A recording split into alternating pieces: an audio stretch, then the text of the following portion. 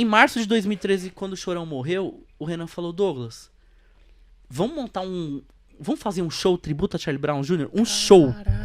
Mano. Ia ser um show. E eu já tava pirando nessa E era de onde? tocar. Aqui em Arujá mesmo? Aqui em Arujá mesmo. E eu falei, Renan, demorou, cara. Vamos fazer um show? Vamos.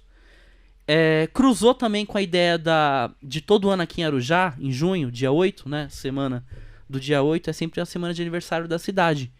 E ele falou, cara, eu consigo um esquema pra gente tocar nessa festa das nações. A gente monta um repertório, chamamos um amigo nosso que era o Bob, que foi o primeiro baixista da Ralé. Isso, Bob. Chamamos um cara chamado Fernando, que também era batera, eu já conhecia ele. Amigo em comum, né? Irmão do Lincoln, que também é baterista aqui de Arujá. E enfim, a gente montou um projeto pra homenagear o Charlie Brown Jr. Era apenas um projeto. Que só era pra tocar no dia 8 de festa junho de 2013. Da cidade, na festa da cidade. Depois disso não rolaria mais. Entendi. Cara, depois do show... Foi um boom tão grande, né? Juro por Deus, foi um boom tão grande. Os nossos amigos, a gente postando vídeo no Facebook e tal. A galera falando, meu, essa banda tinha que continuar. E foi uma experiência nova pro Renan, porque ele sempre foi guitarrista. Ele tomou os vocais. É verdade, mano. É verdade. Ele já não tocava mais, aí ele só cantava, né? Isso, exatamente. Nesse show, né? Nesse show. E o que rolou? A gente olhou assim pra situação, cara, vamos seguir com essa banda? Vamos. Porque deu tão certo, ficou tão empolgante a galera falando, pô, cover Charlie Brown, continuem com isso. Aí rolou o primeiro show, rolou o segundo, terceiro, quarto. E até hoje... Fora que o Renan, ele tem uma característica assim... Ele parece com o Chorão, né, mano? Ele tem uma fisionomia, presença tipo, do Chorão, né, cara? Ele... Porque o estilo musical dos anos 90, do rock nacional, foi... O final dos anos 90 foi mais ou menos essa onda de copiar a gringa, né? Porque tinham... Por exemplo, o Charlie Brown Jr. tem grandes influências de Pantera, Suicide Silence... Suicidal Tendencies. Desculpa, Suicidal Tendencies. Infectious Groove, por causa do Champion. Então, assim, o estilo de se vestir também era nessa pegada. E o Renan sempre foi esse cara dessa pegada, assim. Da bermudona larga, tênis de skate, boné pra trás. E meio que conciliou pra gente fazer isso. A gente ficar desse jeito. E bateu muito do Renan, tipo, parecer o Chorão. E eu tô... Obrigado. E a gente começou a fazer o cover, cara. E daí por diante, nunca mais parou. Mas era um desafio tremendo pra vocês, né, cara? Porra. Tirar... As músicas não são fáceis, né? Fora assim, quando você se coloca como um cover, os fãs querem ouvir aquele solo de guitarra. Quer ouvir aquele timbre de guitarra, aí, baixo, batera, aquela caixa bem estralada. Aí eu vou te falar uma parada quanto a isso. Quando eu comecei... Eu já meio que comecei... Quando eu comecei a tocar guitarra, eu nunca imaginei na minha vida que eu ia tocar essas músicas assim. Porque eu via muito vídeo dos caras tocando e eu sempre fui fã do Marcão, que é o guitarrista do Charlie Brown Jr. Sempre fui fã, assim, dele. Inclusive, graças a isso que eu já realizei alguns sonhos... Vou contar durante tudo. Enfim, aí eu comecei a sacar que eu conseguia tocar e eu pirei numa onda total, assim, de... Pô, vou comprar um pedal de delay, um de coros, pô, tem uma Les Paul assim.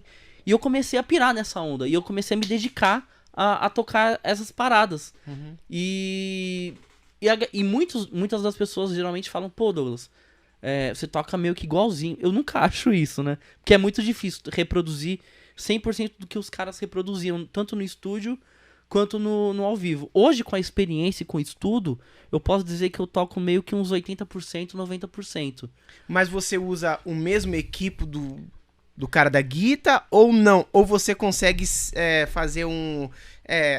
com aquele pedal eu consigo fazer um semelhante que ele faz. Então, aí eu já entro no vício do pedal.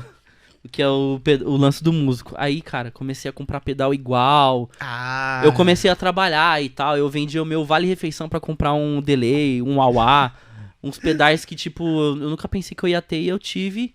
E então, são características do som deles, do timbre deles. Mas eu vou interromper. Uma coisa que eu admiro dele é como ele consegue timbrar e ocupar bem a sonoridade dele ao vivo. É muito preenchida. saca? E tipo assim, você ouve... A gente se preocupa, todos nós se preocupamos com o timbre. É o que mais a gente se preocupa, e a música igual é o timbre. Mas ele consegue, tipo, você ouve a sensação de estar ouvindo o disco nos timbres dele. Eu vejo, falo isso pra ele. Até falo pras pessoas que ele devia até montar um tipo de um workshop de timbre.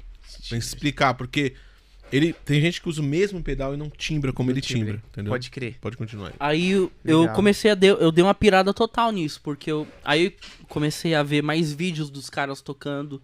E como eu sempre tive esse plus, que é o ouvido absoluto, sim, então eu já sacava algumas coisas. Pô, nessa música, em tal parte ele usa um delay digital, configurado assim e tal. Aí eu já fazia igual com o pedal que eu tinha. Mano. Ah, um efeito de coros no refrão, com distorção. Ah, mas a distorção é de alto ou baixo ganho. Aí eu já tentava copiar igual.